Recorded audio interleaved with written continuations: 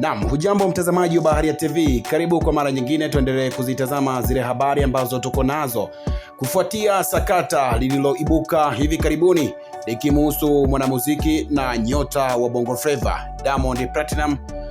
Madai yanayoenea kwenye mitandao ya kijamii kuwa alimshambulia mpenzi wake Zuchu baada ya kudaiwa kukagua simu yake. Baada ya tukio hilo kuzua gumzo, mama mzazi wa Zuchu Khadija Kopa alijitokeza hadharani na kutoa kauli kali ikimtetea binti yake na kumkosoa vikali Diamond Platinum.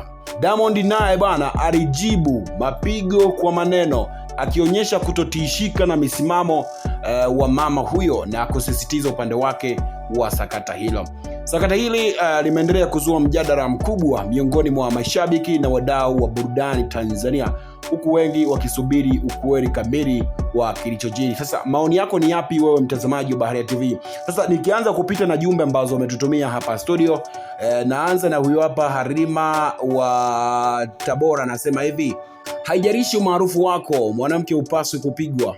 Kama kuna tatizo wazungumze au wachane kwa amani. Juma Saidi wa Dar es Salaam Tanzania, yeye anasema hivi, kwa mtazamo wake, mara nyingi mitandaoni mambo huzidishwa kabla ya kumhukumu Mondi. Tusubiri ukweli kamili kutoka kwa wahusika. Neema John wa Arusha Tanzania anasema amempongeza mama mzazi wa Zuchu Khadija Kopa kwa kusimama na binti yake. Kila mama angefanya hivyo kumlinda mtoto wake. Hasani Mwinyi wa Mwanza kwenye samaki nyingi anasema hivi: wasanii ni binadamu, pia wana changamoto zao, ila ni muhimu wajifunze kutatua migogoro bila fujo. Na weka nukta na ujumbe wa kwake Rehema Ari wa Zanzibar, yeye anaandika hivi: anaamini sakata hilo linafunza jamii mahusiano ya watu maarufu yanaathiri vijana, ni vyema wakaonyesha mfano mzuri. Mtazamaji wa Baharia TV, je, wewe maoni yako ni yapi kuhusiana na taarifa hii ambayo inamhusu Diamond Platinum na mwanadada Zuchu? Asante kwa kuifuatilia Baharia TV.